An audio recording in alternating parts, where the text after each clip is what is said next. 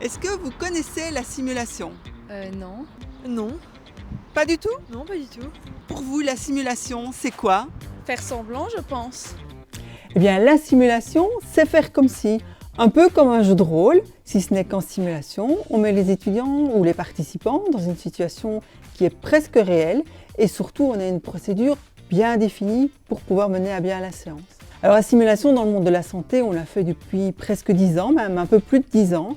Elle nous vient de l'aviation au départ et depuis 3 ans, on a décidé de transférer ce qu'on faisait dans le monde de la santé dans le monde de l'éducation, dans le cadre d'un projet qui s'appelle Simeduc avec l'Université de Namur et Formanam. Cette pédagogie, on peut la transférer dans toutes les situations où l'humain est en relation, où l'humain est en jeu. On pourrait imaginer des simulations en GRH avec des assistants sociaux, dans le cadre du marketing. Il y a énormément de possibilités. La simulation, c'est une pédagogie expérientielle, c'est-à-dire qu'on va travailler dans l'action et surtout, ce qui est intéressant, c'est que dans le cadre du débriefing, on va avoir accès aux schémas mentaux des participants, des apprenants. C'est-à-dire qu'on va essayer de comprendre les raisons qui ont motivé ces différentes actions.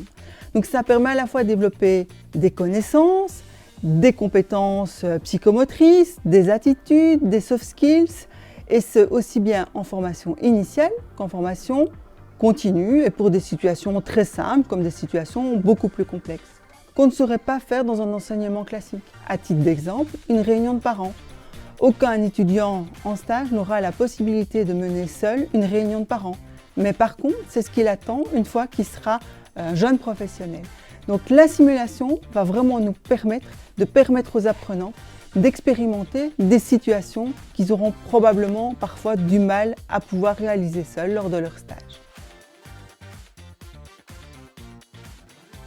Alors la simulation, c'est passionnant, c'est vraiment très gai, mais c'est pas sans danger. Un débriefing mal mené par des personnes qui n'auraient peut-être pas toute l'expérience et toute la connaissance nécessaire en matière de débriefing pourrait engendrer chez l'apprenant, chez le participant, des manques de confiance ou des dégâts émotionnels et identitaires. C'est pour ça qu'il est vraiment important de se former.